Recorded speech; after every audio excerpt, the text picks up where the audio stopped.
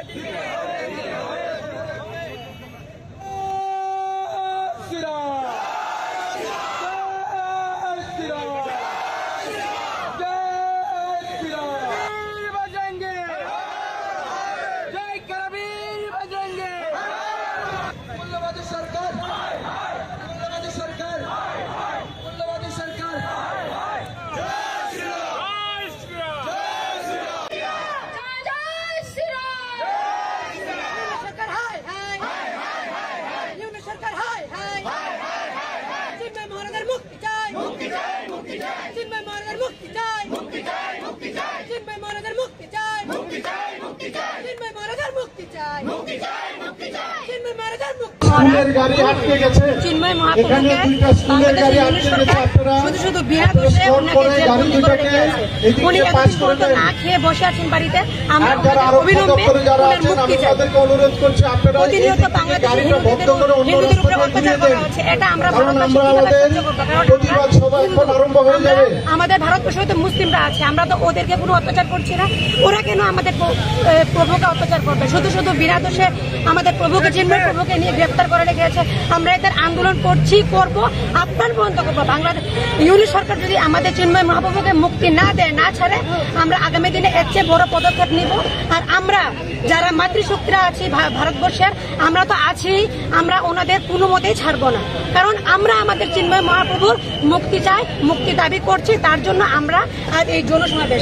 আগামী দিনে এটা আরো অনেক বড় আকার নেবে যদি ইউনিট সরকার আমাদের চিন্ময় মহাপ্রভুকে অতি সত্বর মুক্তি না করে। শান্তি। বাংলাদেশের পরিস্থিতি যত দিন যাচ্ছে সংখ্যালঘু হিন্দুদের উপর অত্যাচারের মাত্রাও বেড়ে যাচ্ছে এবং বাংলাদেশে এখন যেটা হচ্ছে আমরা প্রচন্ড ধিক্কার জানাই, নিন্দা জানাই। আপনারা দেখেছেন দীর্ঘ সময় ধারাবাহিকভাবে বাংলাদেশের সংখ্যালঘুদের উপর অত্যাচার এবং নির্যাতন চলছে।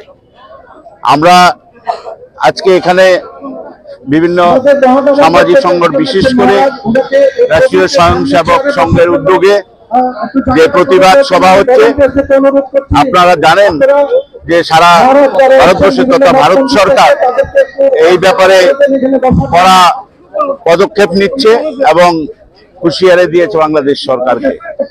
এখানে বাংলাদেশে একটা সরকার যার মাথায় একজন নোবেল শান্তি প্রাপ্ত একজন আছেন, মোহাম্মদ ইউনূস। উনি সরকারে উনি প্ররোচনা দিচ্ছেন। জানেন 5ই আগস্ট শেখ হাসিনা গভর্নমেন্ট ফল করার পরে বাংলাদেশে যে হিন্দু ভাই বোন এবং হিন্দু মঠ মন্দিরের উপরে প্রচণ্ডভাবে অত্যাচারিত হয়েছে, লুটপাট হয়েছে। অনেক হিন্দু মন্দিরকে ওরা আগুন দিয়ে জ্বালিয়ে দিয়েছে এবং স্টিল নাও বিভিন্ন হিন্দু মন্দির এবং বিভিন্ন হিন্দু ব্যবসায়িক প্রতিষ্ঠানের উপরে ওরা লুটপাট করছে এবং অনেক বাড়িঘর আগুন দিয়ে জ্বালিয়ে দিয়েছে।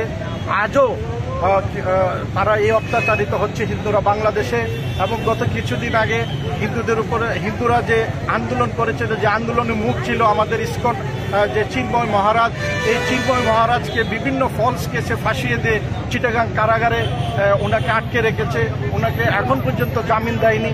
তো ওনাকে জামিন দেওয়ার জন্য এবং নিঃশর্ত মুক্তি দেওয়ার জন্য এবং বাংলাদেশের উপরে যে হিন্দুদের উপরে যে অত্যাচার হচ্ছে সেটা যেন না হয়, সেটা এখান থেকে একটা প্রতিবাদ বার্তা এবং বড় একটা আওয়াজ আমরা ইন্ডিয়ান গভর্নমেন্টের কাছে রাখবো, যেন ওনারা পররাষ্ট্র দপ্তরের মাধ্যমে বাংলাদেশে যারা আছেন, গভর্নমেন্ট যারা আছেন, ওনাদেরকে প্রচণ্ড চাপ তৈরি করেন যেন হিন্দুদের যেন বাংলাদেশে সেভ করা হয় আর যেন অত্যাচার করা না হয়। এখনকার কাছে আমরা এখান থেকে আমাদের প্রতিবাদ সভা কমপ্লিট হওয়ার পরে আমরা যে বাংলাদেশ হাই কমিশন আছে ওনার কাছে একটা ডেপুটেশনে যাব।